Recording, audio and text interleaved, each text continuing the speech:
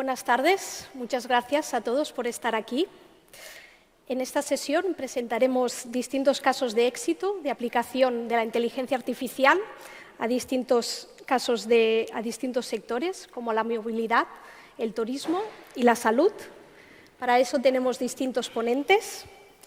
Javier Creus, socio fundador de SaludScope, una cooperativa ciudadana de datos que acelera la investigación y la innovación en el sector de la salud. Gerard Margarit, Business Development Manager a GMB, un grupo empresarial que ofrece soluciones de innovación tecnológica a distintos sectores. Ignasi Puigdedou, CEO de Datancia, una empresa innovadora en tecnologías y métodos de analítica avanzada, especializada en análisis de datos. Davide Cirilo, Head of the Machine Learning for Biomedical Research Unit al Barcelona Supercomputing Center, el centro en supercomputación pionero de España.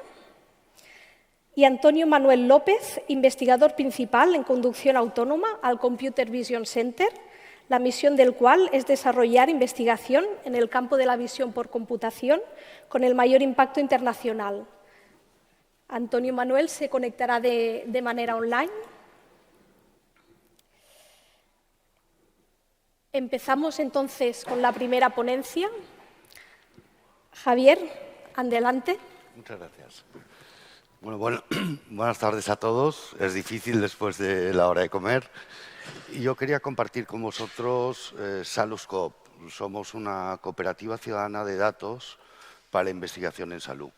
Es una idea que tuvimos con otras personas. Somos unos cuantos fundadores profesionales libres. Es una non-profit y que hemos adelantado hasta el punto que os voy a explicar ahora, ¿no? Me gustaría empezar, sabemos todos, vosotros, todos los de la inteligencia artificial, trabajáis con datos, ¿no? Los datos, de alguna manera, son la energía del siglo XXI. Ya vemos los líos que está generando la energía del siglo XX.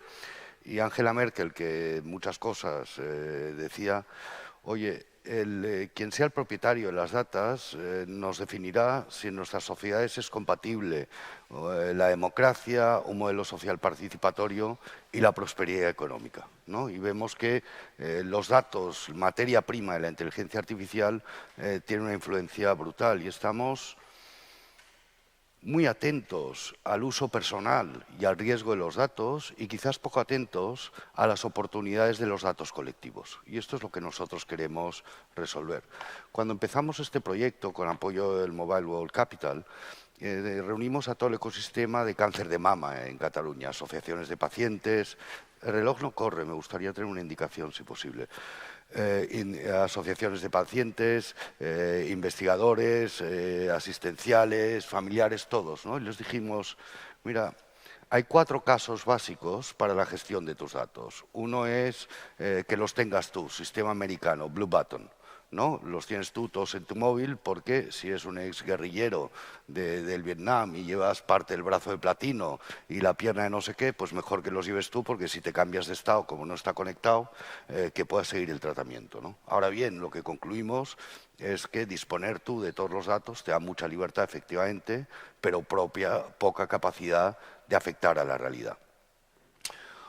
Otro intercambio es cambiarlos con una organización privada.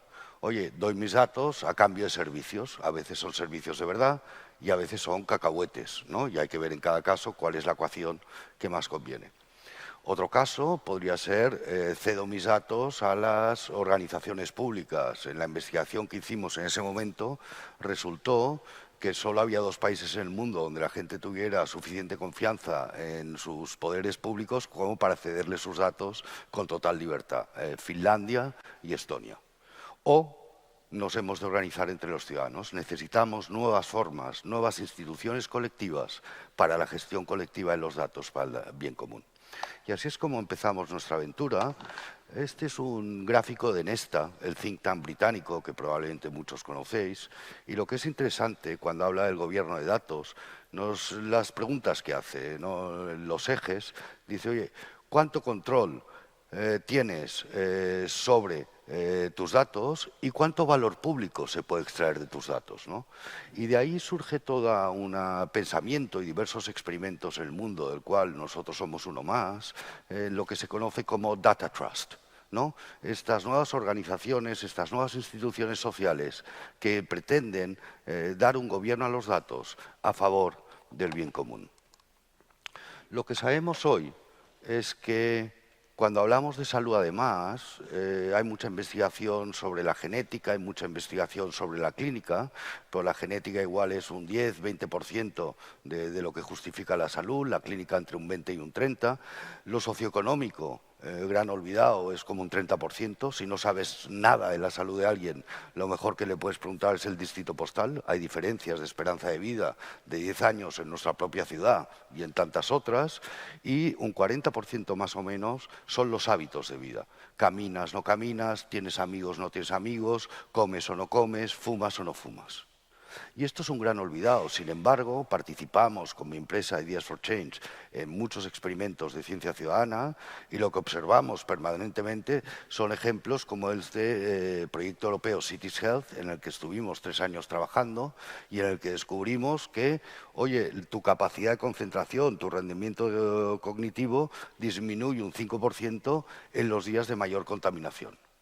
O descubrimos, por ejemplo, que vivir a menos de 10 minutos de un espacio verde mejora tu salud porque el aire que respiras es mejor y además tus oportunidades de hacer ejercicio cardiovascular también mejoran de manera enorme. No solo las cuestiones ambientales, sino que el propio Alzheimer, el 50% de la prevalencia se explica por factores que son evitables y que tienen que ver con los hábitos, como la dieta y la obesidad, como el ejercicio, como el hacer ejercicio no solo físico, sino también cognitivo, como las relaciones sociales. Y toda esta parte de la investigación, donde los ciudadanos generamos los datos, nuestros móviles recogen cuánto caminamos, cuánto dormimos, aplicaciones como LogMeal te permiten saber cuál es tu dieta, los wearables te permiten una continuidad en tu estilo de vida, no estamos aprovechándola. Lo que nosotros pretendemos y hemos hecho es crear esta nueva institución social donde recogemos datos creados por los ciudadanos de todo tipo de fuentes, por supuesto encuestas, que es un método muy normal de investigación, pero sobre todo datos del ecosistema Google Fit, es decir, el propio Google y todos los wearables compatibles con ellos, o Apple Health, o incluso ahora con el Departamento de Salud de la Generalitat vas a poder descargarte a través de nuestra app tu historia clínica en formato digital, interoperable, estandarizado europeo, y lo que hacemos, la idea que tuvimos y la que hemos desarrollado, es que si nosotros ciudadanos juntamos todos estos datos y nosotros elegimos a qué proyectos de investigación y en qué condiciones prestamos nuestros datos, nosotros podemos generar abundancia de datos, no solo para estudiar la enfermedad, sino para estudiar la salud. Lo siguiente que hicimos es, en el 2018, poner en marcha un experimento de codiseño de licencias de uso de datos con los propios ciudadanos. Y pusimos en la Internet una máquina para generar escenarios que decía, oye Javi, si un hospital público pide los datos de cuánto caminas para investigar la artrosis y publica los resultados en abierto, ¿compartirías o no compartirías tus datos? Si me decías que sí, luego te preguntaba, ¿y si hubiera un riesgo de que te identificaran? ¿No? Y te decía también, oye Javi, si un laboratorio pide una muestra genética de tu cabello para diseñar un nuevo champú y se guarda la fórmula, ¿compartirías o no compartirías tus datos? Y si me decías que no, te preguntaba, oye, si te pagara. Sorprendentemente, lo que nos encontramos, que es consistente con toda la investigación que os explicaba antes, es que el altruismo de datos, la voluntad de los ciudadanos para compartir sus datos es brutal si entienden para qué y en qué condiciones. Nos encontramos también que la gente está dispuesta a asumir ciertos riesgos. Por ejemplo, cuando en este escenario emergente le preguntábamos tu información genética, le advertíamos, oye, cuando das tu información genética, compartes la de todo tu linaje, no estás compartiendo la información que te pertenece a ti solo. Con lo cual, Y descubrimos también, y creo que es muy importante, que el mayor driver, el factor que nos explicaba más de los resultados, es el intercambio de información personal por resultados compartidos. Un poco como Wikipedia, donde dice, si cada uno aporta lo que sabe, entre todos sabremos todo lo que se puede saber.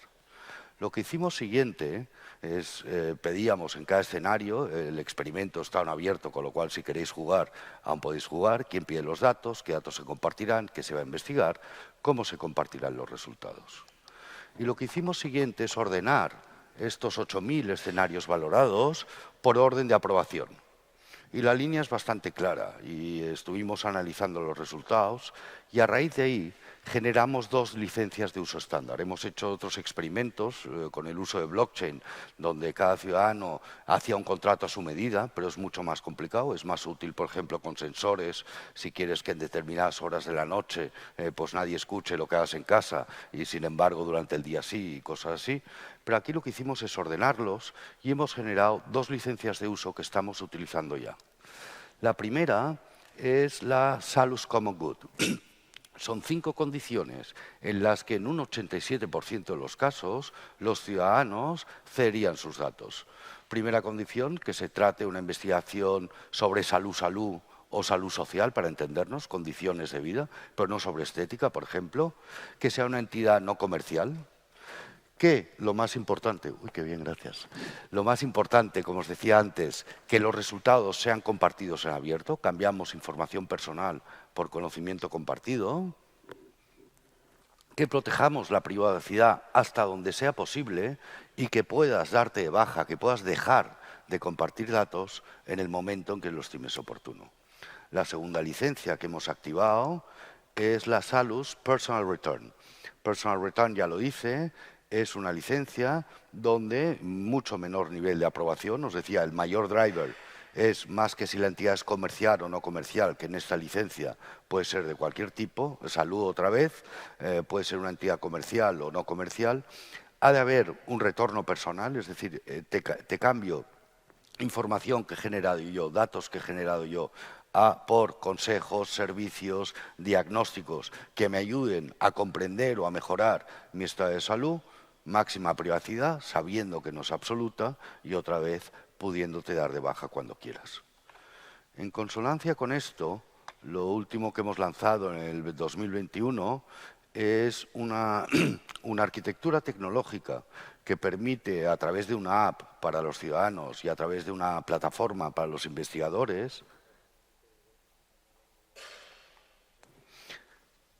permite que cualquier ciudadano se dé de alta en nuestra aplicación, verifiquemos su identidad mediante Zero Knowledge con un documento oficial de identidad, un pasaporte, un DNI o lo que sea, nos olvidemos de él, le asignemos un código y a partir de ahí se genera un repositorio personal en la IPFS, Interplanetary File System, un sistema de repositorios distribuidos satelital, donde cada ciudadano almacena los datos que quiere compartir. Cuando un ciudadano elige participar en un proyecto de investigación, acepta la licencia correspondiente a ese proyecto de investigación y la transacción de datos se hace directamente entre su repositorio personal y los investigadores, de manera que en Salus Coop nunca centralizamos los datos. Nos servimos únicamente como un canal lógico, un canal legal, un canal tecnológico entre investigadores que nos presentan proyectos y ciudadanos que quieren compartir sus datos para estos propios proyectos. Sellamos en la blockchain cada transacción de datos que hay entre cada ciudadano participante y el proyecto de investigación, de manera que queda constancia qué datos hemos transmitido y en qué condiciones los ha donado la ciudadanía. Durante esta historia, decíamos al principio, se hablaba de Angela Merkel y vivimos en una sociedad con crisis de confianza. Durante esta historia lo que nos hemos dado cuenta es que de lo que se trataba era de una reingeniería de confianza. y hemos sabido captar la confianza progresivamente como una bola de nieve del Departamento de Salud, que nos està ayudando y nos ha facilitado el acceso a las historias médicas personales, del Departamento extinto hoy de Políticas Digitales y Administración Pública, de la Mobile World Capital, que fue nuestro primer apoyo, de mi propia empresa, Ideas for Change. Estamos en un programa de la Fundación Celnex. Del sector cooperativo hemos desarrollado proyectos con Abacus y con Suara Coop. O sea, Abacus la conocéis todos, una cooperativa cultural, Suara, una cooperativa de atención domiciliaria y otros cuidados. Y hemos firmado ya convenios de colaboración con la UOC, con IS Global, con San Pau, con la Valdebrón y con tantos otros. Esperemos algún día también con el BSC estamos en conversaciones y tantos otros. Y estamos a punto ya para lanzar nuestros primeros proyectos. Es difícil, nos está costando que los investigadores se interesen por el real world data. Hay mucha investigación, como os decía, genómica y clínica. Cuesta más porque no teníamos hasta ahora, se hacía con encuestas. La encuesta de salud de Barcelona le pregunta a la gente cuánto has dormido en el último año o cuánto has caminado en el último año, cuando en realidad podemos integrarlo de una manera automatizada. Para acabar, os invito a que visitéis la web, a que os bajéis la app, porque tenemos un proyecto en beta test en el cual ya podéis participar. Y esta última reflexión: si ya dejamos nuestros datos sueltos, libres, para utilidades que no conocemos, ¿por qué no donarlos conscientemente para avanzar en la investigación? Muchas gracias.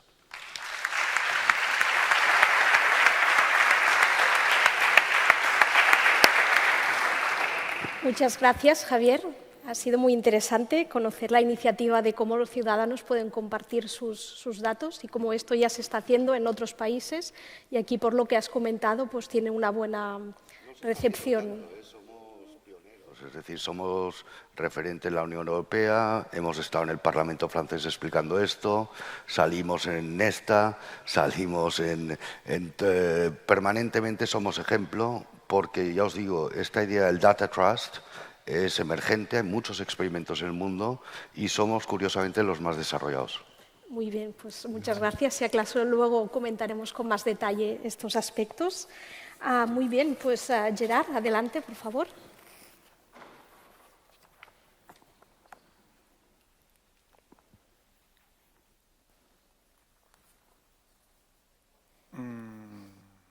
La presentación, por favor. Ahora. Buenas tardes. Soy Gerard Margarit, gestor de negocio en la empresa GMV, en la parte de analítica geoespacial. Lo que os voy a presentar hoy es, digamos, una de las patas que nos ha presentado hasta esta hora, que se refiere al uso de la inteligencia artificial en imágenes 2D. Hemos visto ejemplos de inteligencia artificial en datos stream, o para sacar patrones, o para sacar información que está un poquito escondida en ciertos flujos de datos. Aquí lo que vamos a presentar es el por qué la inteligencia artificial puede ser útil en entornos donde hay una gran cantidad de datos y donde un operador humano se puede ver superado por el volumen de datos y por los patrones que se tienen que buscar. GMV es un holding internacional, participa en muchos proyectos europeos y somos muy activos en el mundo de la inteligencia artificial. Y aquí, entre todos los dominios que estamos trabajando dentro de la analítica geoespacial, vamos a presentar el tema más de marino y marítimo. Contaminación por plástico, contaminación por petróleo y detección de barcos de modo autónomo. El objetivo de todo esto es básicamente desarrollar procesos automáticos con alta fiabilidad que permitan sustituir labores como muy mecanizadas o muy repetitivas que operadores humanos hasta la fecha llevan haciendo con imágenes 2D. ¿Cuál es el objetivo? Quitar el grano de la paja. Es decir, dejar los operadores humanos para aquellas tareas de valor añadido que realmente sean útiles y dejar, como la primera fase del desarrollo, que lo haga un modelo propiamente entrenado. ¿Cómo lo hacemos? Pues básicamente nos hace falta dos tipos de datos. Uno, muy referente a lo que Javi ha comentado sobre datos in situ o verdad terreno, es decir, nos hace falta una realidad que nos certifique que lo que estamos viendo con imágenes es lo que creemos que vamos a ver. Y por otro lado, las imágenes de observación de la Tierra, que son imágenes tomadas por satélites, como una fotografía, pero tomadas desde plataformas a 800 o 500 kilómetros de altitud. Desde un punto de vista tecnológico, ambos dominios están claros, son muy maduros y nos permiten sacar unas prestaciones muy evidentes. Para poder automatizar el proceso de extraer patrones, nos hace falta un proceso de entrenamiento, donde los datos de campo o la verdad terreno y los datos de satélite se cotejan para sacar pares que me certifiquen que lo que estoy viendo en la imagen es o una mancha de petróleo, o es plástico, o es un barco, etc., etc. Cuando tenemos todo esto listo, entonces tenemos un modelo que simplemente es como una caja negra. Ponemos imágenes, va sacando resultados y a partir de ahí podemos automatizar un número muy alto de servicios de valor añadido, como sacar estadísticas, lanzar alarmas o llevar información a operadores expertos que nos den un plus más de inteligencia en las imágenes que podemos valorar. Lógicamente, desde un punto de vista lógico, la solución está resumida en este gráfico. Lo que sería la inteligencia artificial es lo que aquí se llama Analytics Tool, que básicamente contiene, digamos, como la inteligencia de un operador humano para sacar los patrones que nos interesan. Y luego todo el resto son logística. Logística para gestionar datos, logística para gestionar la diseminación de resultados y logística para presentarlos de un modo que se adecue a las condiciones del usuario. Estos son detalles técnicos para quien tenga más ganas de saber de cómo lo hacemos. La arquitectura UNED es muy típica dentro del mundo de la inteligencia artificial aplicada a imágenes 2D.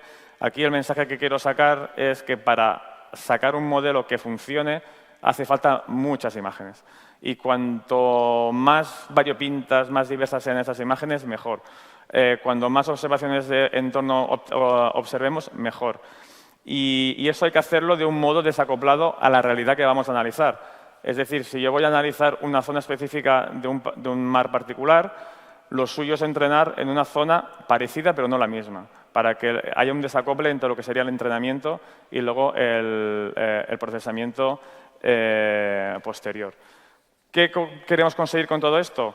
Subir de escala. Hasta la fecha, todo lo que se ha presentado en la jornada de hoy han sido servicios muy locales, que implican sensórica, que implican instalación de ciertos elementos. Aquí lo que pretendemos es sacar independencia del escenario, subir el zoom, es decir, pasar de escala local regional a escala nacional continental y ser capaces de procesar a nivel global toda la zona que nos interese. Con la inteligencia artificial podemos ser muy ambiciosos, podemos sacar mapas continuos a nivel global de todos los mares del mundo, usando la tecnología por satélite porque pueden cubrir áreas muy vastas. Como veis en la transparencia, casi más de 100 kilómetros de ancho. Y esto, áreas muy grandes, las procesamos a un ratio de 30 segundos por gigabyte de información. Todo esto lo tenemos integrados en una plataforma que se llama Simons, que la usamos actualmente dentro de GMV para dar soluciones a diferentes usuarios y clientes, entre que están los guardacostas japoneses, la Guardia Civil o agencias europeas.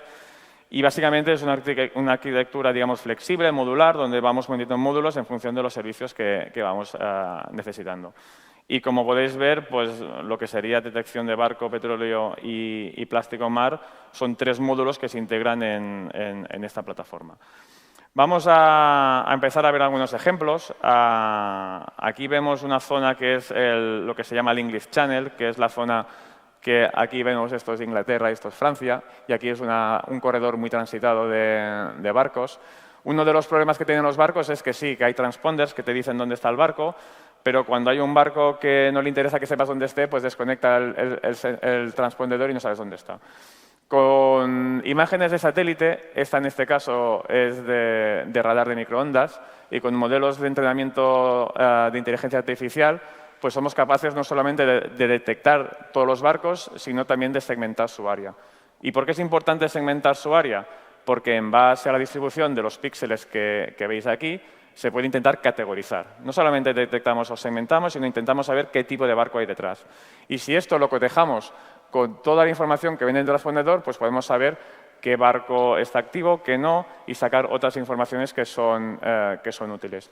Todo esto puede ser automático, podemos procesar todas las zonas del mundo, y son servicios que ayudan a la seguridad marítima. Otros ejemplos, esto es el estrecho de Malaca, es decir, esto es Malasia y esto es la isla cerca de Malasia. Es uno de los corredores más transitados del mundo porque esto te lleva directamente a Singapur, que es el hub de Asia Oriental, uno de los hubs. Y aquí la capacidad de poder distinguir barcos de cualquier calibre, dimensión y sin casi bien errores, pues es posible gracias a la inteligencia artificial. Un operador humano te podría detectar los barcos, pero a lo mejor lo que aquí la inteligencia artificial te lo hace en un minuto, un operador humano tardaría a lo mejor horas en poder segmentar todos los barcos de modo eficiente. Vamos a cambiar de dominio. Hemos visto barcos, ahora vemos petróleo. Una de las particularidades que tiene el petróleo es que cambia mucho la asignatura o la firma en las imágenes de observación de la Tierra. Como en el caso anterior, esto es una imagen de radar. Se han hecho diferentes experimentos, sobre todo en la costa occidental de la península ibérica, porque justamente aquí también pasa un corredor muy importante de barcos y la contaminación es muy notable. Como en el caso anterior, un modelo de inteligencia artificial es capaz de segmentar perfectamente las manchas de petróleo de un modo preciso, incluso con diferentes condiciones de oleaje. El objetivo, pues como antes, automatizar la cadena de análisis de datos para poder sacar resultados fiables muy deprisa y que nos permitan cubrir áreas extensas de la superficie marina. A partir de aquí se pueden aplicar modelos oceanográficos, calcular derivas y lanzar alarmas. Más casos. Esto es la zona norte de Noruega, donde toda la zona de fiordos es muy complicada de analizar desde un punto de vista de satélite porque genera muchas falsas alarmas, porque al final el entorno oceanográfico es muy dinámico y genera una morfología y unos patrones de información similares a los objetos que queremos detectar. En el caso de manchas de petróleo, toda esta zona que veis oscura aquí es una zona que se llama de bajo viento y cuando no hay viento no hay reflectividad.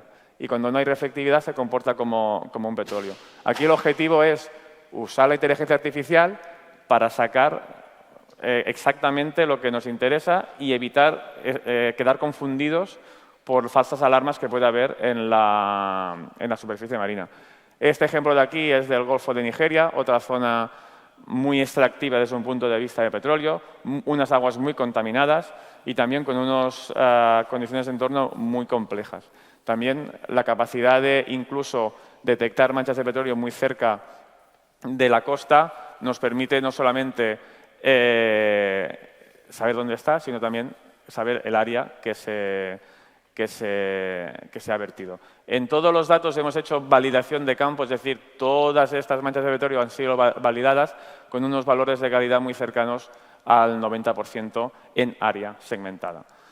El último caso, que a lo mejor puede ser el que puede crear más conciencia social, es la capacidad de usar imágenes de satélite para detectar plástico en superficie marina.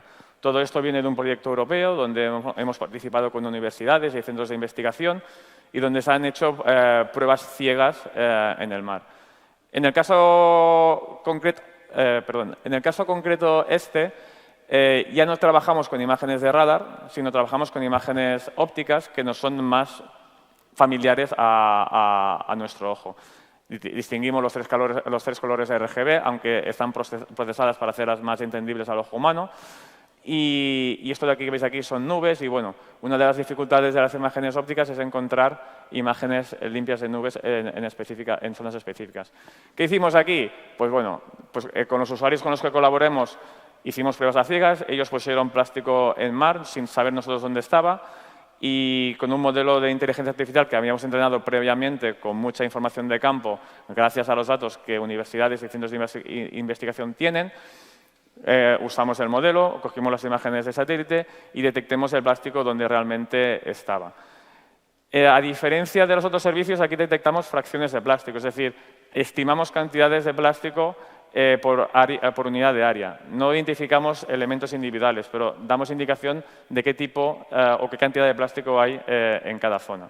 Otro experimento que hicimos en una zona cercana a Grecia, donde también se puso el plástico en mar y nosotros fuimos capaces de detectarlo en esta zona. Por último, otro experimento que hicimos, esta es la costa de Honduras, y después de unas lluvias muy torrenciales, aquí podéis ver todos los ríos que van saliendo, que van lanzando todo el limen y todo, digamos, las partículas en suspensión hacia el mar. Y aquí también usamos el modelo e intentamos ver dónde estaba el plástico. Como veis aquí, el rojo indica una alta confidencia de que sea plástico y el amarillo menos. Todo esto fue verificado con datos de campo de las autoridades pertinentes en Honduras y se certificó que tuvimos un 90% de acierto en detectar plástico en el mar. Con esta información, ¿qué podemos sacar? Pues ver hacia dónde va el plástico, lanzar alertas, se puede aplicar a cosas de turismo, es decir, calidad de agua, estimar cuándo una zona puede estar más contaminada, cuándo puede estar menos, etc., etc. Y con esto, pues finalizo la presentación. Gracias por vuestra atención y espero que os haya sido interesante.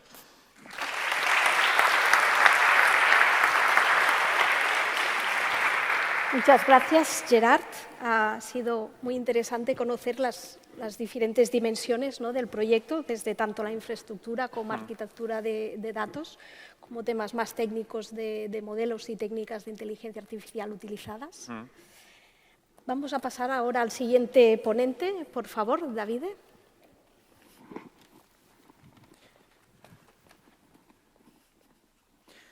Ok.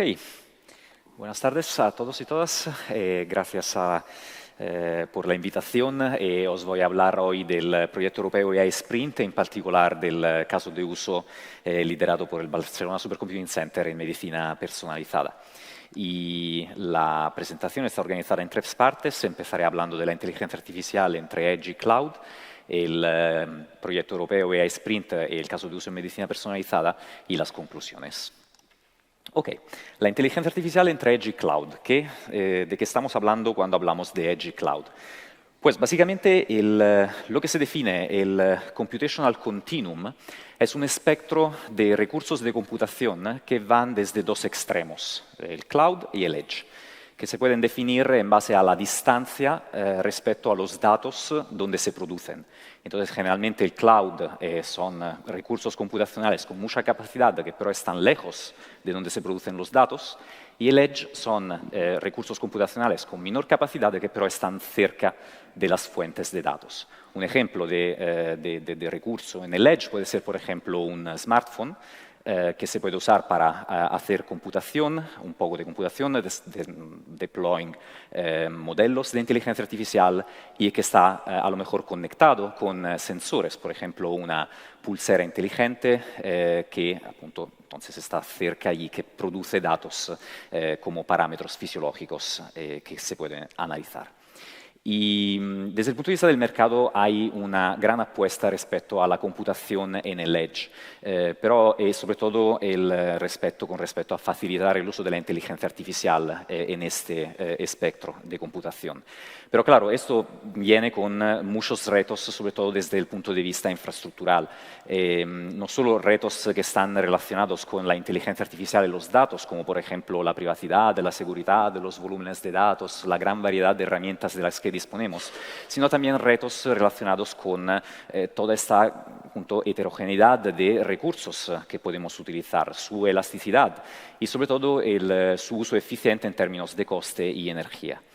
Y, de hecho, un aspecto, digamos, muy interesante de toda esta área es que la parte más difícil de la inteligencia artificial no es la inteligencia artificial, sino todo lo que rodea, por ejemplo, el código de Machine Learning o el modelo que estamos desarrollando, desde cómo se recolectan los datos a través de estos sensores y toda la infraestructura de servicio que nos permite utilizar todo este ecosistema de herramientas y de recursos. Y también, muy importante, monitorar todo esto de una forma eficiente.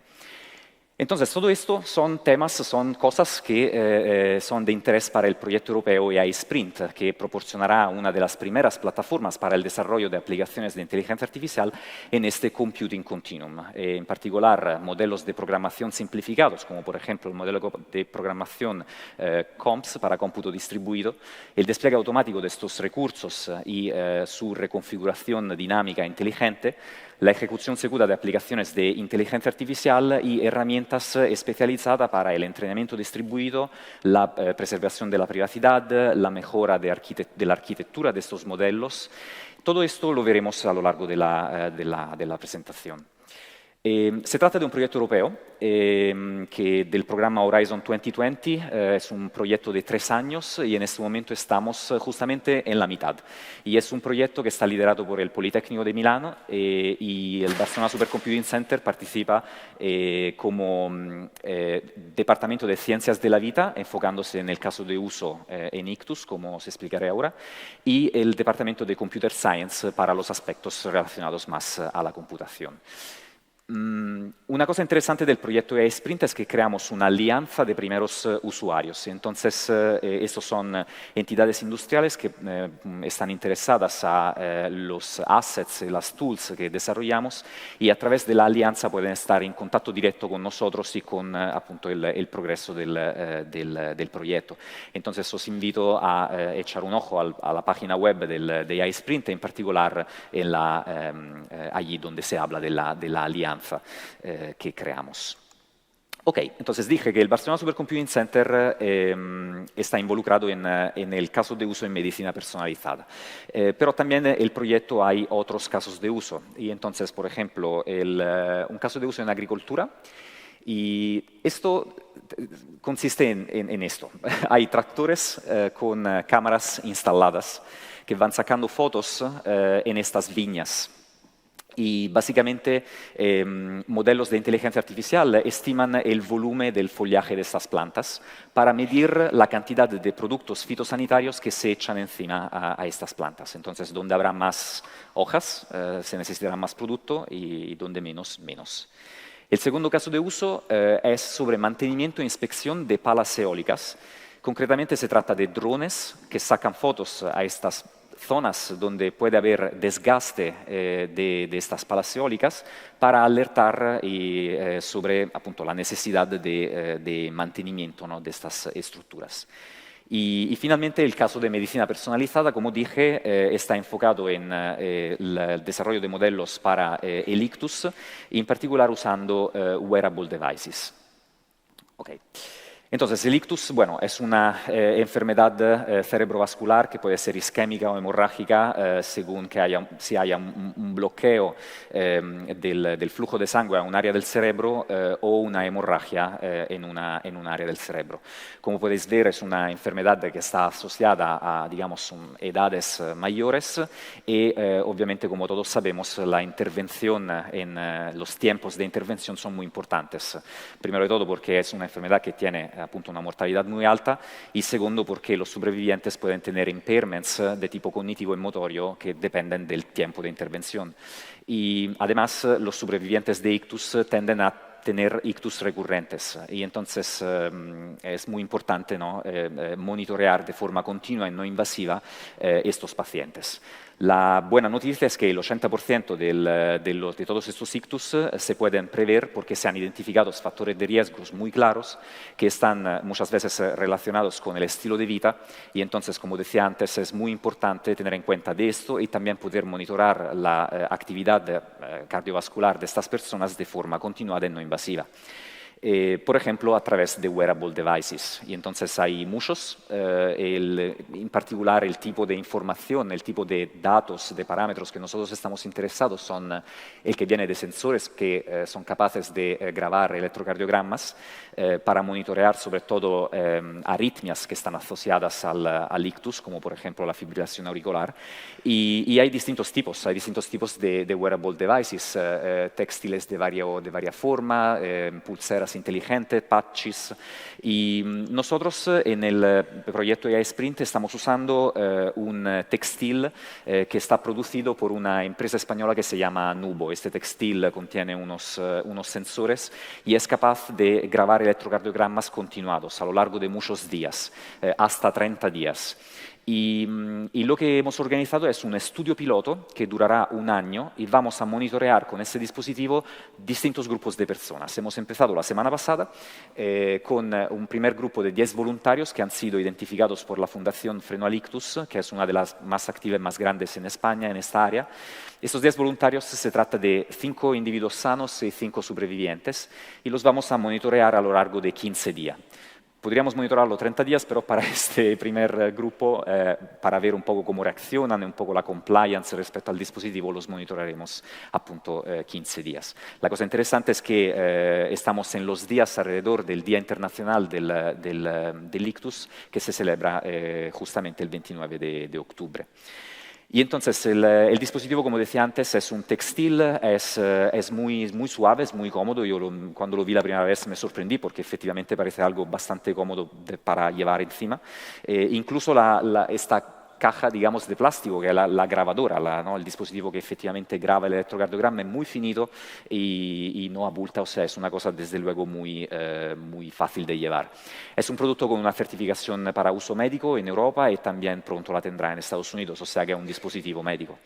Y esto no es el único tipo de datos de los que vamos a disponer, también dispondremos de datos de Fitbit, tenemos un par de pulseras y prácticamente lo interesante aquí es usar estos datos que son electrocardiogramas largos de muchos días que desde el punto de vista clínico son muy interesantes para poder entrenar estos modelos y usarlos con una tecnología mucho más atractiva que pero tiene también esta componente de real time. El problema, esto no lo podemos hacer directamente con Fitbit o con cualquier otra de estas pulseras porque solo graban 30 segundos y entonces es muy importante tener grabaciones muy largas y sacar información de allí. Considerad que, por ejemplo, antes hablaba de arritmias como la fibrilación auricular, en el ictus se verifica unos 7 días antes de un ictus, entonces es como tipo clínicamente muy relevante tener estas ¿no?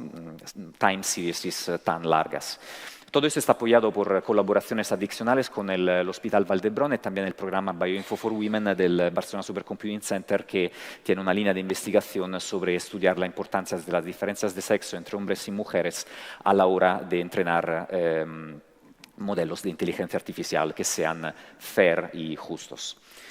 La librería de Machine Learning distribuido que estamos usando se llama DISLib, ha sido desarrollada por el Departamento de Computer Science y como podéis ver, appunto permite entrenar modelos de Machine Learning usando muchísimos datos en tiempos muy competitivos y sobre todo aprovechando ¿no? de grandes recursos como los, por ejemplo, que tenemos en el Barcelona Supercomputing Center.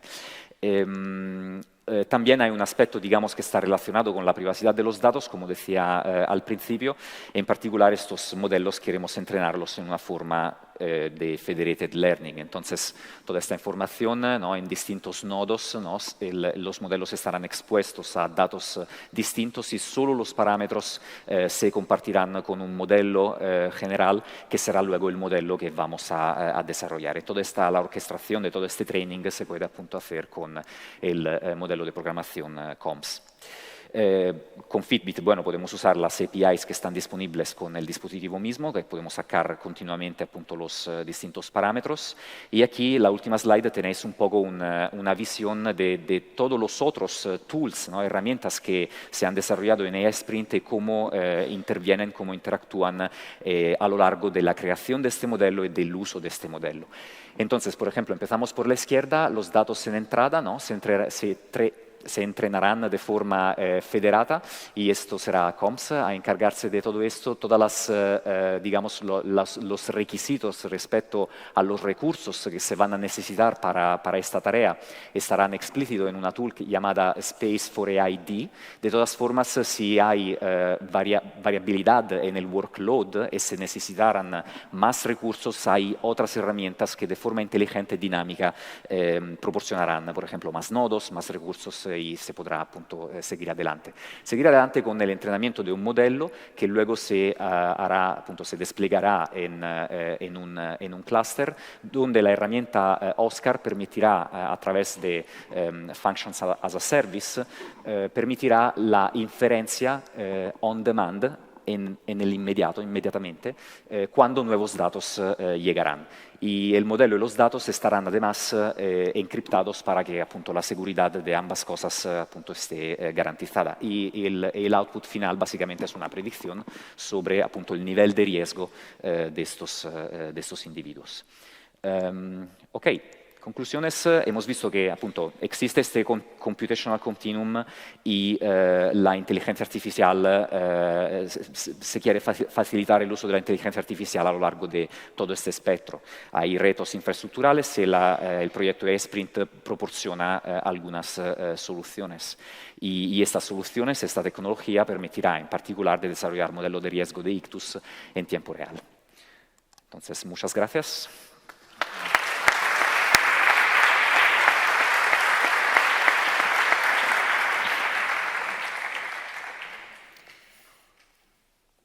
Gracias por explicar cómo trabajáis la combinación de la inteligencia artificial y el edge computing, ¿no? Los retos que plantea a nivel sobre todo de infraestructura y las oportunidades a la vez que presenta y sobre todo en el caso del ámbito de la medicina personalizada que nos has explicado.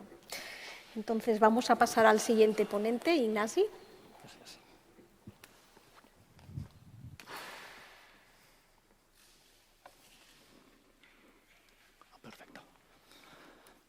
Hola, buenas tardes. Mi nombre es Ignasi Puig, trabajo para la empresa Datancia y hoy os vengo a contar un piloto que desarrollamos con la empresa GPA para intentar predecir los pasajeros en el aeropuerto de Barcelona en un entorno incierto que fue la época COVID.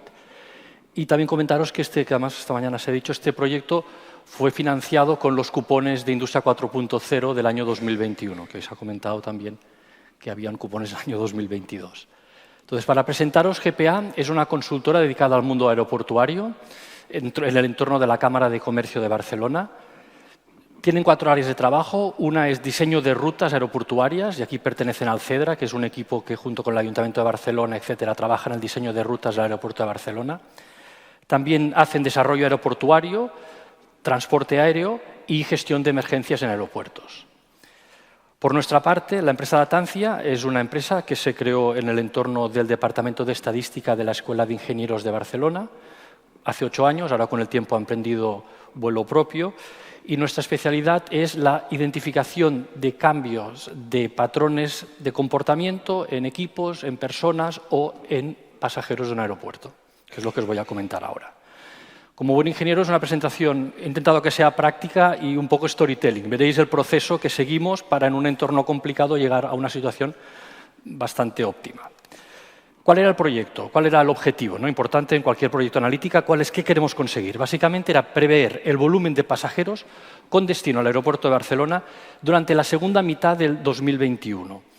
Básicamente queríamos crear una herramienta para prever estos pasajeros que tenían origen en 99 ciudades y destino aeropuerto de Barcelona. 99 ciudades de 43 países. La idea es que este forecast o esta previsión tiene que tener una periodicidad mensual, un horizonte a medio año, tenemos que prever medio año, y una granularidad mensual, es decir, los datos tenían que ser mes a mes y ciudad a ciudad, digamos ciudad de origen a ciudad de origen. Entonces, ya con GPA habíamos desarrollado modelos de previsión de pasajeros y es un área muy conocida en el mundo de la analítica y de la estadística, intentar predecir comportamientos futuros de variables basados en su comportamiento pasado, sobre todo si hay estacionalidades, etcétera. Modelos como las series ARIMA o ahora hace bastante tiempo, Facebook lanzó un modelo que se llama Prophet, también que es muy útil, sobre todo en entornos con mucha estacionalidad. Entonces, esto ya funciona. ¿Qué problema teníamos? Hombre, pues que en la segunda mitad del 2021 estábamos todavía con el efecto COVID. ¿Y qué pasaba? Lo siguiente, fijaros, estas líneas de aquí, las líneas roja y azul, representan el volumen previsto por Profit, azul, y verde, y rojo, Arima, para los pasajeros que venían de Múnich. Y aquí tenemos en verde el flujo real. Ya veis que todo iba muy bien hasta que llegó el febrero del 2020, marzo cayó en picado y a partir de marzo, bueno, pues ya lo veis, estábamos pues, muy por debajo de lo que la serie preveía debido a las restricciones que nos impuso el COVID. Entonces la pregunta era ¿podemos predecir en este entorno?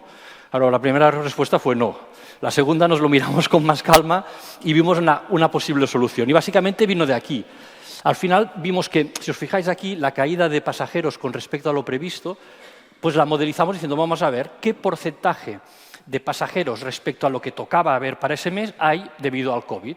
Pues más o menos vimos, pues, por ejemplo, en el caso de Múnich, como veis aquí, el porcentaje de pasajeros, esto sería en porcentaje, esto sería en volumen de pasajeros.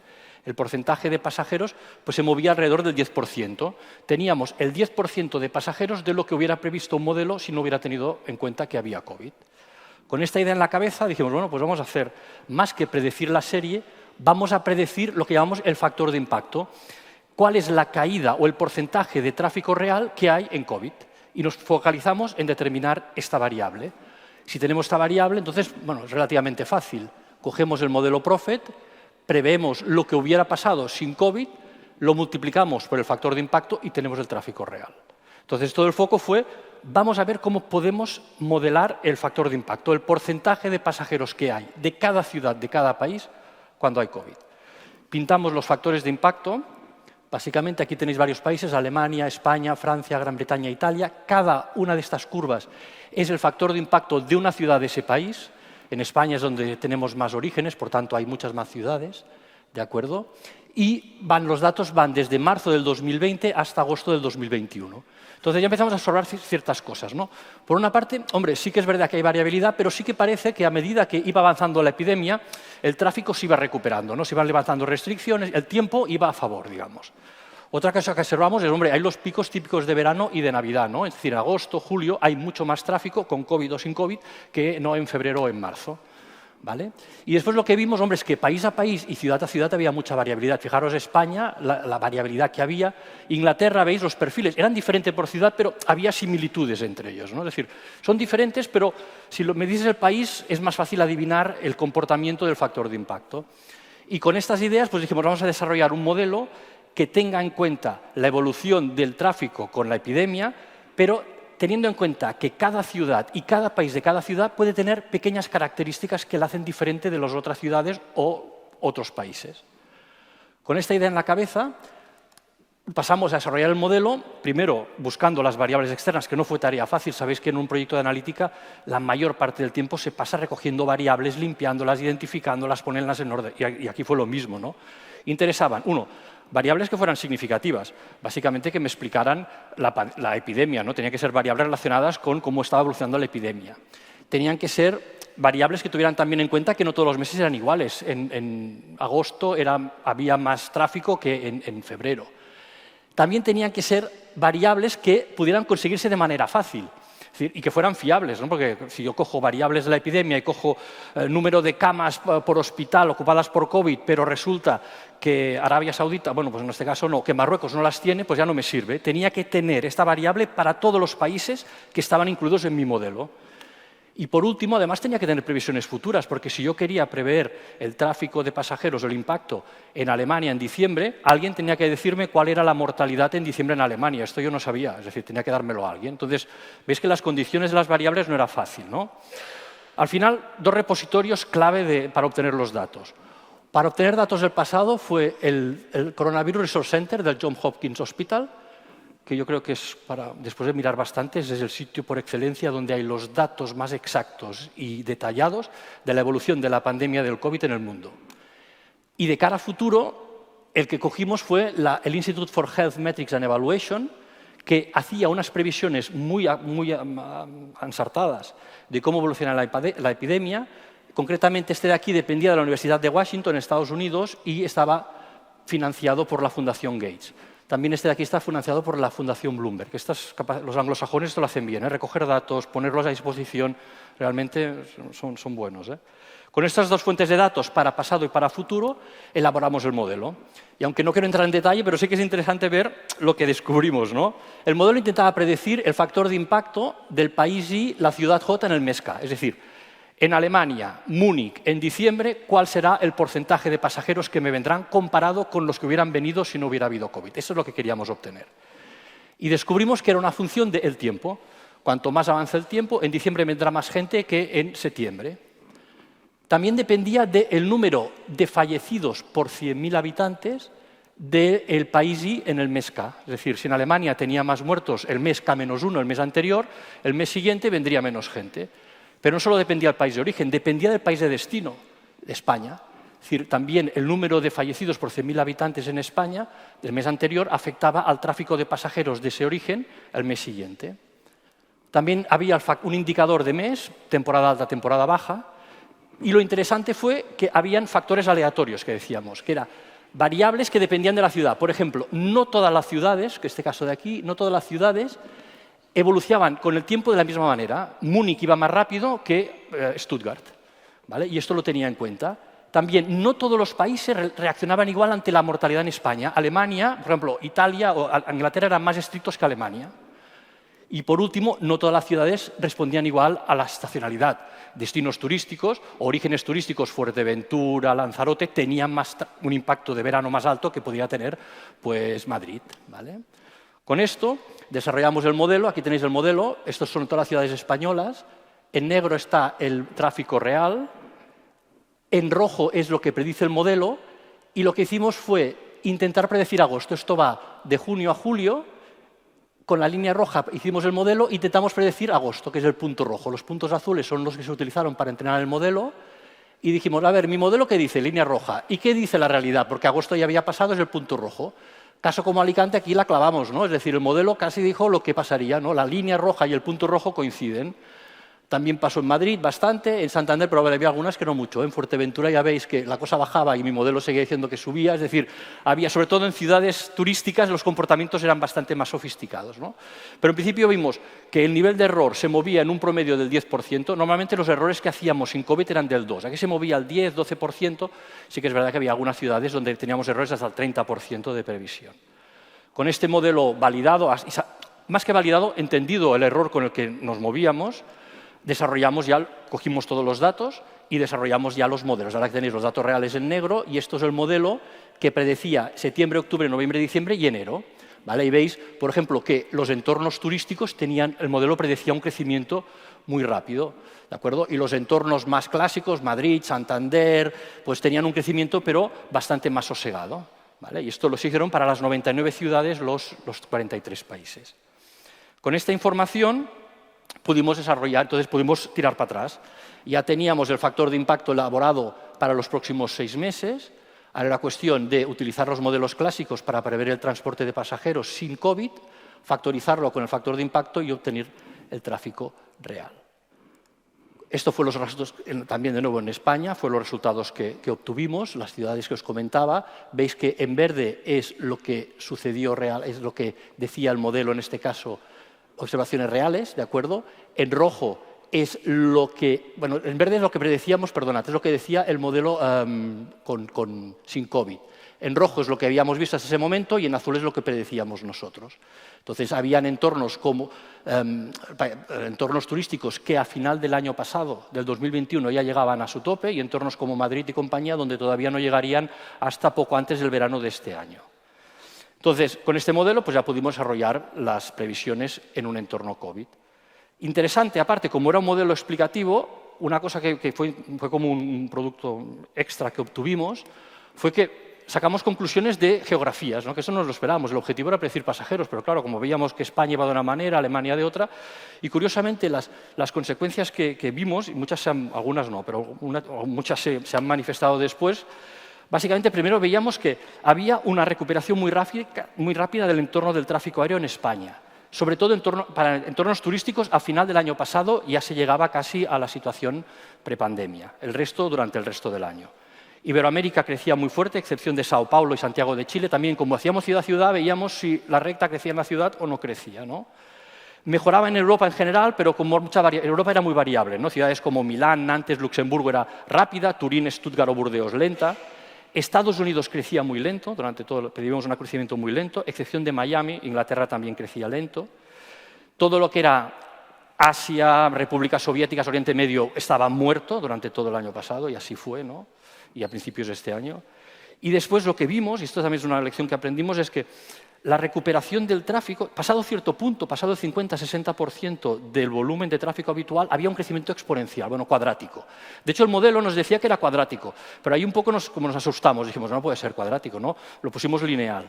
Curiosamente, llegó el verano y nos pilló a todos los aeropuertos por sorpresa. Es decir, realmente lo que el modelo indicaba es que una vez se había pasado un nivel de corte, el crecimiento era una locura. Y esto yo creo que es lo que nos pasó en muchos aeropuertos europeos en verano, donde ni las compañías aéreas ni los aeropuertos estuvieron preparados para el volumen de tráfico que se absorbió, que de alguna manera aquí ya lo veíamos, pero tampoco nos acabamos de creer. ¿Vale?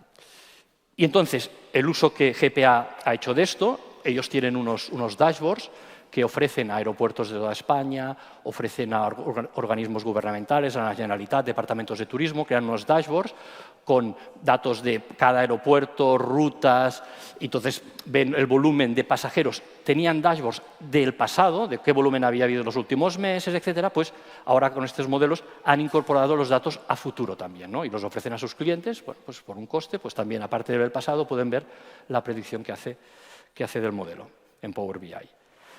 Y yo creo que esto ya está, ¿vale? Pues aquí se acaba la presentación. Espero que hayáis seguido más o menos el camino que seguimos nosotros y un poco hayáis visto las conclusiones a las que llegamos. Gracias.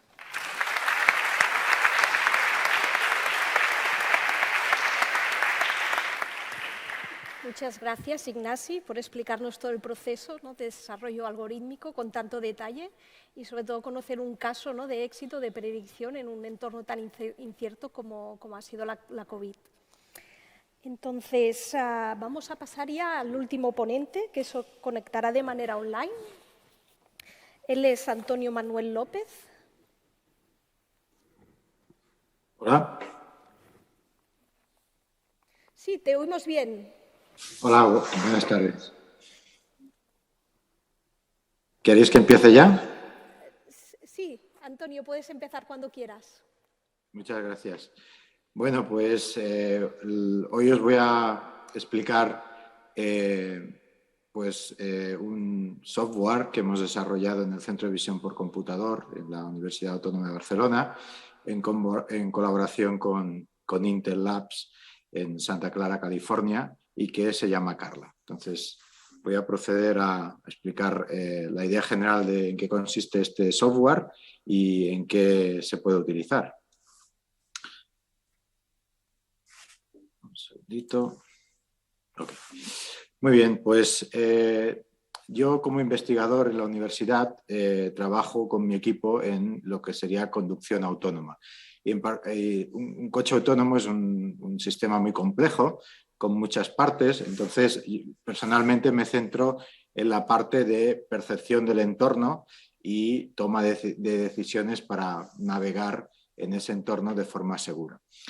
Y incluso más particularmente me interesa más todo lo que se puede hacer a partir del procesamiento de imágenes, porque para eso pues, vengo del Centro de Visión por Computador y por tanto pues, es un poco la cultura nuestra, es intentar resolver muchos problemas a partir de entender el contenido de las imágenes.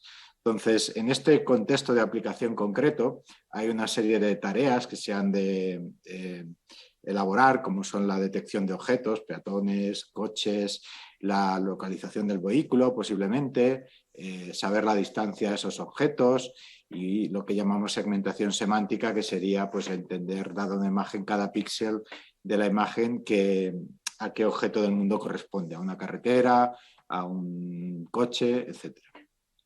Entonces, el problema que tenemos, o el que todo el mundo que se dedica a esto tiene que lidiar, es el de los datos. Es decir, se necesitan muchos datos para entrenar esos modelos que han de realizar esas tareas. Normalmente estamos hablando de redes neuronales o modelos profundos semejantes donde hay que dar esos datos.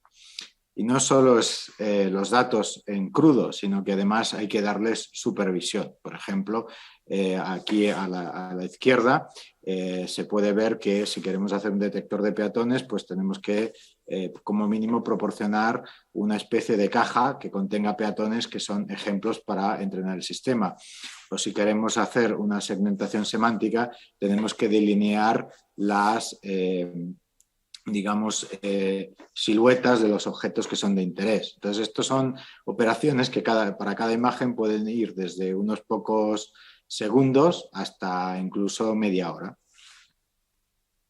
Entonces, desde hace ya muchos años nosotros nos dimos cuenta en el Centro de Visión por Computador, en la Universidad Autónoma, que esto sería un gran problema a la hora de desarrollar técnicas o entrenar modelos de inteligencia artificial.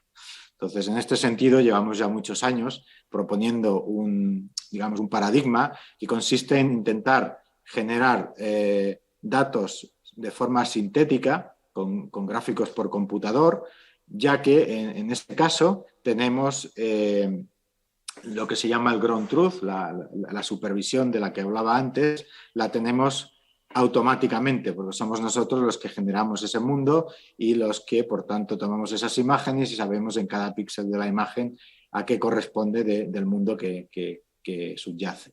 Entonces, llevamos muchos años intentando pues, entrenar sistemas con datos sintéticos y probar esos modelos entrenados de esa manera en el mundo real. Lo que pasa que no es directo, hay un salto de dominio y es un tema de investigación todavía hoy en día conseguir dar ese salto de la forma más automática posible. La cuestión es que todo este trabajo a lo largo de los años, en 2016, derivó en el interés de Intel por este tipo de trabajos y es cuando empezamos a elaborar el simulador Carla, que es el que motiva esta charla. Entonces, lo primero es que necesitamos un simulador porque automáticamente podemos generar, pues lo que os decía antes, imágenes, incluso otro tipo de datos simulando otros sensores que tienen esta supervisión, este ground truth o incluso otro tipo de información privilegiada del entorno. Y no solo es eso, sino que podemos controlar el entorno. Si es una escena de tráfico, pues cuántos vehículos hay, cuáles son los edificios, los obstáculos, los peatones, qué hacen, dónde van y, por tanto, tener una especie de manera de preparar escenarios que puedan ser de interés. Y, desde luego, pues como veremos en un ejemplo que daré, hacer mucho desarrollo en simulación para abaratar el coste y encontrar errores del sistema que estamos desarrollando antes de llevarlo al mundo real.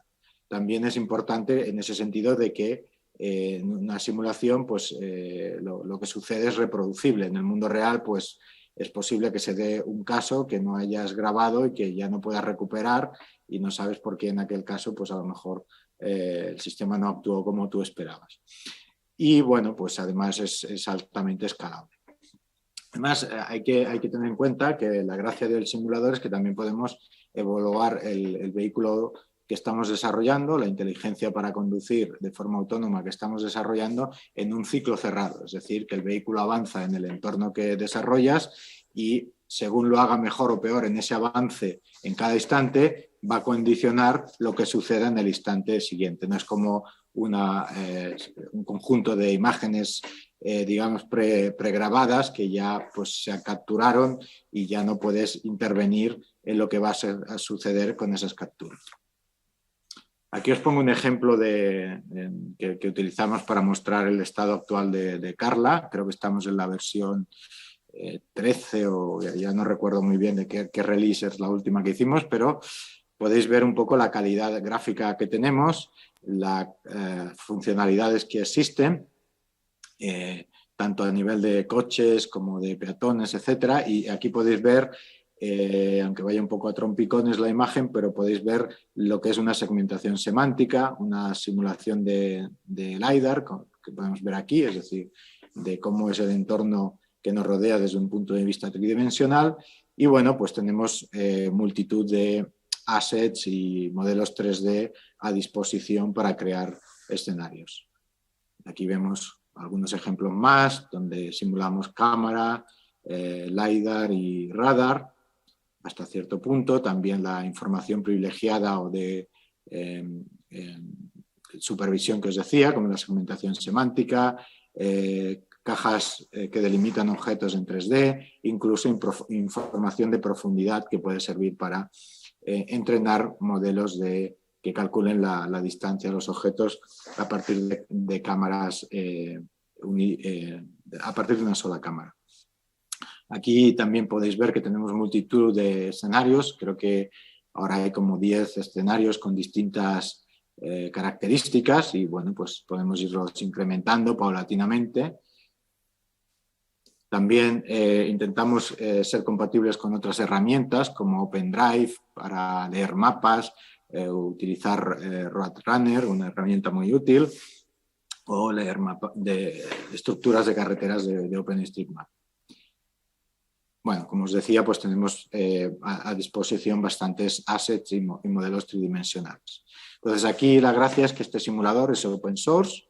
Me lo he olvidado de poner aquí, pero además es licencia MIT, o sea, lo podéis usar academia, empresa, o sea, está más bien restringido por el uso por las restricciones que pueda poner Unreal Engine, que es en lo que basamos este simulador.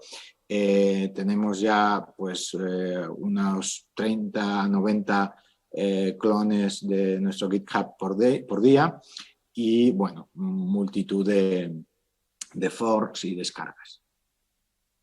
Aquí vemos uno de los ejemplos en los que utilizamos Carla, que es para tener lo que llamamos un leaderboard, donde se presentan una serie de casos de uso y equipos a nivel internacional intentan someter sus sistemas a estos casos de uso para ver lo bien que lo hacen y por tanto se puede crear un ranking de cómo bien distintos modelos o distintas propuestas lo están haciendo a nivel internacional al tener un sitio común con unos escenarios comunes que son secretos para testear los sistemas. Aquí también podemos ver un ejemplo de desarrollo en el que trabajo personalmente, donde podemos experimentar con ideas que serían difíciles de poner en práctica de buenas a primeras en el mundo real, es decir, en un entorno con un coche real, en un escenario real, que son sistemas que intentan a partir de la imagen, sin explicarles ni lo que es un objeto, ni lo que es la carretera, ni lo que es un semáforo, pues intentan por sí solos aprender a conducir a partir de conductores expertos y que, bueno, como se ve aquí en estos mapas de color, pues el sistema va aprendiendo qué contenido es de interés en la imagen para realizar las operaciones, las maniobras del vehículo que ha de controlar. Esto sería muy difícil de llevar a la práctica así de buenas a primeras sin una simulación previa. Y ahora pues os enseño un ejemplo de dónde estoy. Tenemos un proyecto de intentar ver cuáles son las dificultades de poner un vehículo autónomo en entornos de montaña, entornos rurales que no suelen ser atractivos para las empresas porque hay pues poca demanda, pero que sin embargo pues hay una población que digamos entidades como la Generalitat de Cataluña, en este caso el antiguo Departamento de Vicepresidencia y Políticas Digitales y Territorio, pues se preocupan por estos entornos y han de mirar, de buscar soluciones de movilidad en este caso. Entonces, para realizar este proyecto, lo primero que hicimos es semiautomáticamente reproducir la zona de interés en Carla y aquí podéis ver un vídeo de una parte de esa zona donde podemos ir controlando en Carla la iluminación, si llueve, si hace sol, la hora del día y que todo eso influye en una variabilidad de situaciones porque hay los árboles proyectan más sombra, menos sombra, depende si estamos en otoño o en verano. hay curvas más cerradas, curvas más abiertas, rectas, un poco de todo, y que, bueno, pues desarrollando en Carla previamente, pues podemos tener, digamos, una serie de validación y de conocimiento previo que si vamos directamente a hacer ese desarrollo en el vehículo, pues sería altamente complicado, ¿no? Aquí, además, ahora, por ejemplo, aquí en estas imágenes hay una valla. Al principio no teníamos una valla, ahora sí la tenemos. Y bueno, si fallas, pues aquí hay un barranco de que en algunos lugares hay 25 metros de caída a un río. Entonces tenemos que ir con mucho cuidado y hacer esta simulación para garantizar que se cumplen unos mínimos de seguridad en el sistema para poderlo llevar a la práctica. Entonces aquí, un poco resumiendo, en la parte de Carla hemos decidido el hardware a utilizar, hemos desarrollado la arquitectura de módulos de software, hemos decidido si es mejor unos algoritmos de local planning u otros. Hemos desarrollado distintos modelos de inteligencia artificial, de redes neuronales para segmentación semántica, detección de objetos, etcétera, y hemos decidido si unos son mejores que otros, etcétera. Entonces, de hecho, a día de hoy, diría que el 80 y largos % del proyecto lo hemos desarrollado en Carla. Entonces, ahora mismo estamos en ese aproximadamente 12% del mundo real, que ya implica adquirir datos con sensores reales, conocer mejor el control del vehículo, a veces anotar datos reales o intentar hacerlo de forma semiautomática a partir de los sintéticos, como os decía antes, y en definitiva hacer ajustes de más finura, digamos, para que el sistema funcione en el mundo real, que ya son muy difíciles de hacer en el simulador, porque al final pues es un simulador y no es exactamente un clon del mundo. Aquí os he puesto un simple ejemplo de cómo funcionaría uno de los modelos que hemos probado en Carla para guiar al vehículo de forma autónoma, pero bueno, esto es solo un ejemplo donde vamos trazando pues una serie intentando seguir una serie de curvas y rectas en ese trazado de Carla, y aquí os pongo un ejemplo donde con ese concepto lo que podemos lanzar es muchísimas simulaciones hasta que podemos averiguar cuáles de ellas van bien, cuáles de ellas van mal, etcétera, y por tanto tomar la decisión sobre qué modelos son los mejores. Finalmente os pongo un ejemplo de hace unos pocos días, eso es el trabajo en progreso. Aquí podemos ver el sistema que hemos desarrollado y ajustado ya en el mundo real, pues tomando esas decisiones en el coche real. La imagen se ve un poco mal porque la internet aquí es mala. De hecho, uno de los requisitos del proyecto es no utilizar nada que tenga que ver con la telefonía móvil, sino hacerlo todo a base de sensores o tecnología que sí que está disponible, como puede ser el GPS, etc. Bueno, y con esto acabo mi charla. Gracias a todos por la atención.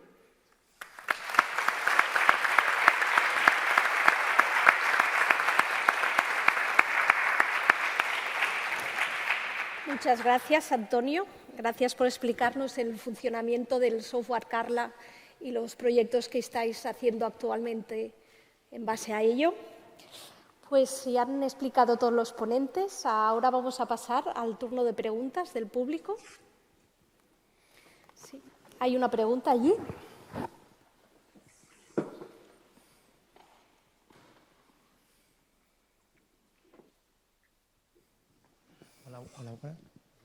Hola.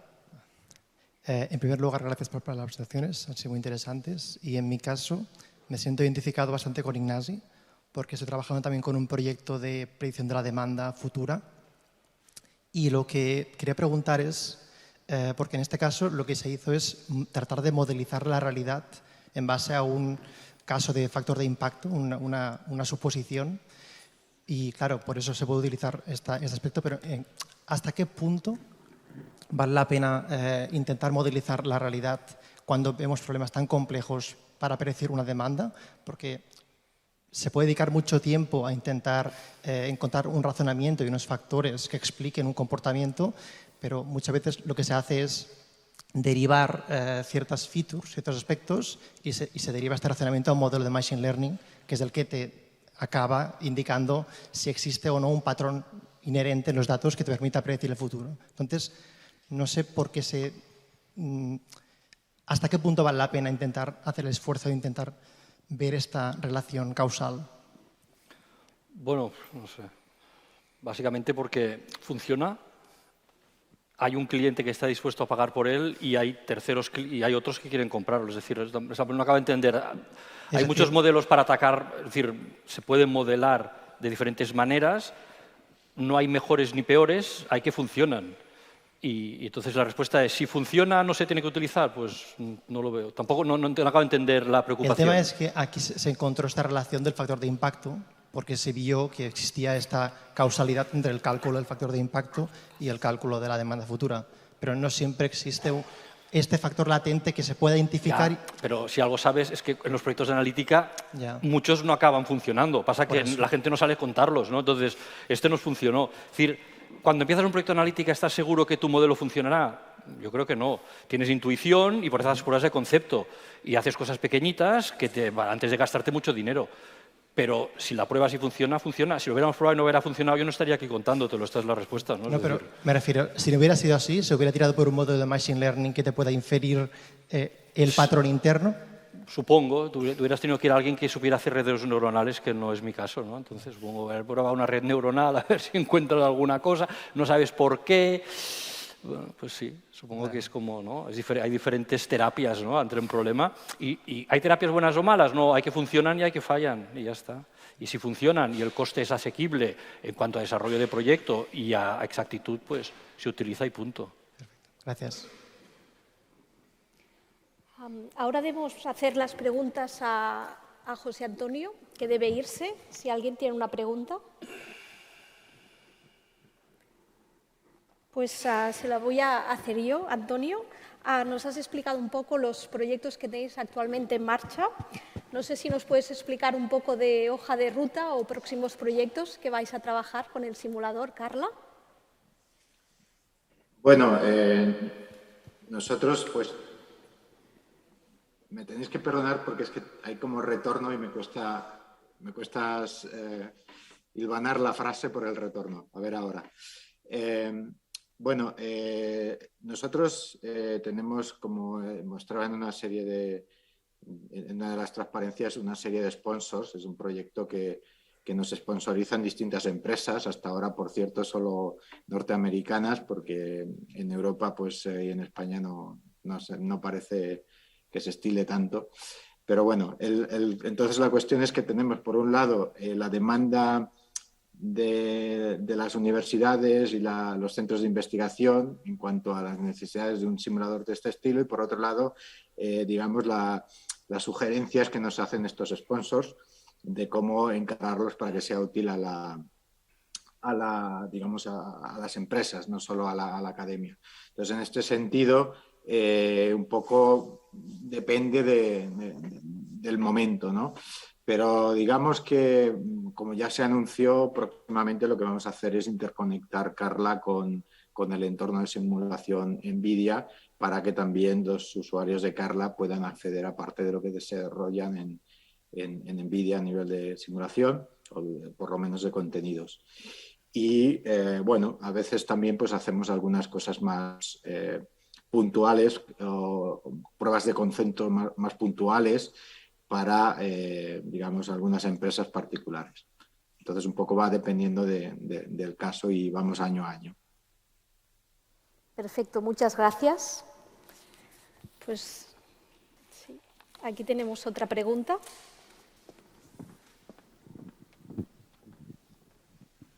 Hola, muchas gracias por las ponencias. Javier, yo te quisiera hacer una pregunta respecto al modelo de negocio. Si puedes explicar un poco cómo funciona SaludScope en este aspecto, cómo al obtener los datos, cómo también generáis, cómo vais a mantener este contacto con los investigadores, con las personas que dan los datos, etcétera. Si puedes ahondar un poco más en el modelo. Me parece una pregunta muy oportuna, muchas gracias.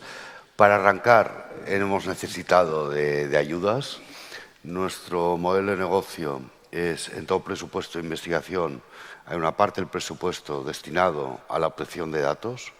Nuestra idea no es vender datos, porque de hecho nunca los tocamos, como he explicado, es decir, los recogemos, pasan directos al investigador, pero prestar este servicio de acceso a donantes de datos y de crear el canal legal, el canal lógico, el canal tecnológico para acceder. Llevamos un año de operación real y nos hemos dado cuenta de que esta hipótesis, que era la que creíamos, es cierta, pero vamos a necesitar aún 2-3 años de maduración para que los fees, lo que llamamos fees por proyecto, permitan la sostenibilidad de la organización. Con lo cual vamos a necesitar más apoyo público o apoyo institucional o donantes de algún tipo, yo creo, los 2 o 3 próximos años. También estamos mirando la participación en proyectos europeos que nos den un horizonte de 3-4 años. Hay mucho interés en Europa por ese tipo de nuevas organizaciones sociales, ¿no?, que medien entre la investigación y los ciudadanos altruistas en términos de datos. Gracias.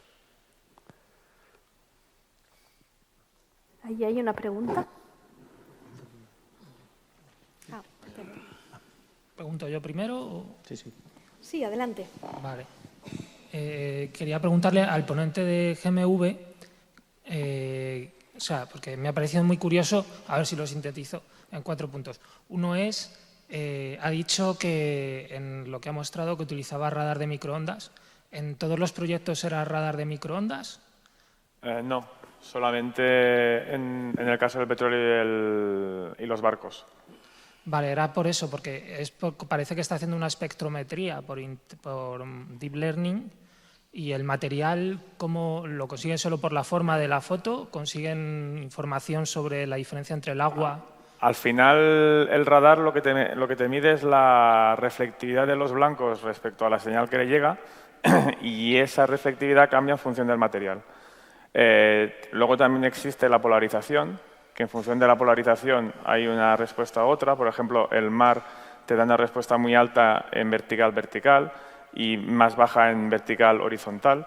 Y si combinas los 2 canales de información, que son como 2 canales espectrales, tienes esa diversidad de información para ayudar a la categorización.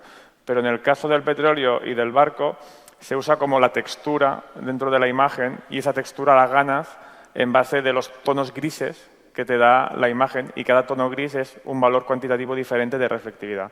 Por ejemplo, la fibra de vidrio te refleja menos, el metal te refleja más, la madera casi no te refleja, etc., etc.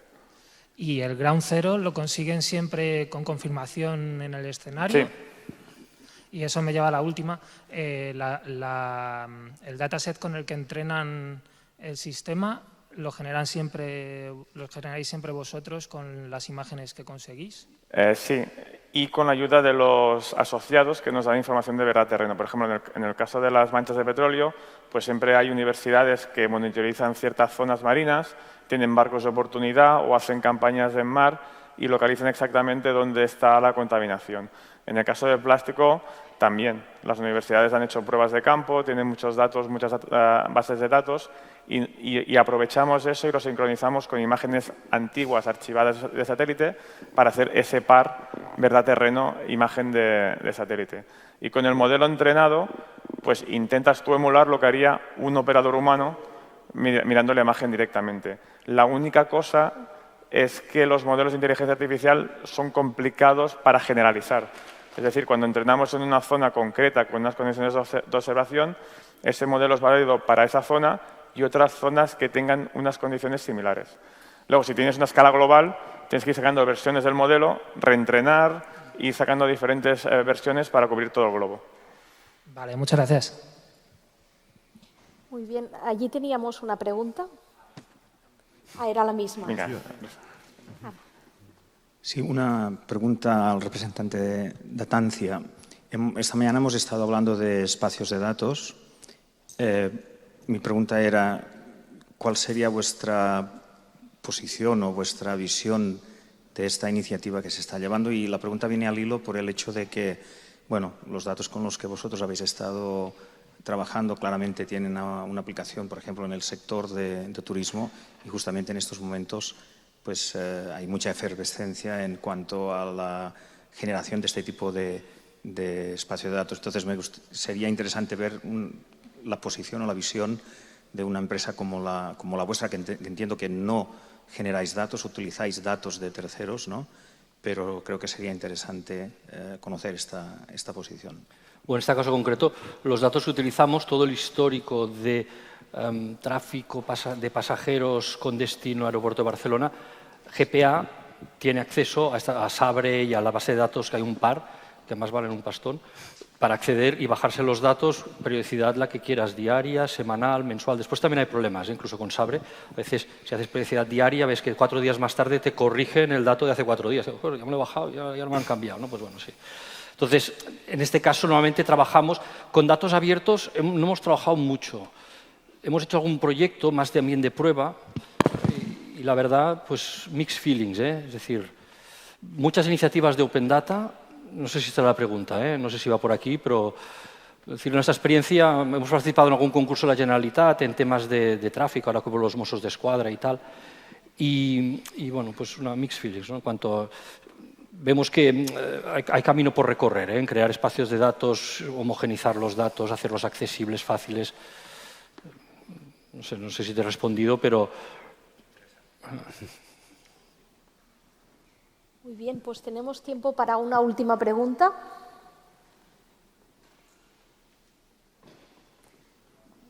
Si no hay más preguntas, le voy a hacer la última pregunta a Davide. Quería saber si hay algún ámbito de la medicina que puede beneficiarse más que otros por sus características de esta combinación de la inteligencia artificial y el edge computing. Sí, bueno, cualquier, digamos, área médica que pueda beneficiar de sensores. Y entonces, desde luego, esta es un área muy desarrollada en el ámbito de la cardiología y en el ámbito, por ejemplo, ¿no?, de las enfermedades cerebrovasculares. Estamos colaborando con también hospitales en tema de respiradores, en unidades de UCI, ¿no?, de urgencias, porque claro, allí también, por ejemplo, estas máquinas, ¿no?, que miden, por ejemplo, la respiración, ¿no?, de los pacientes críticos, igualmente se pueden analizar en tiempo real, y todas estas herramientas y técnicas que estamos desarrollando para analizar estas líneas temporales también pueden ser útiles, por ejemplo, en este otro sector.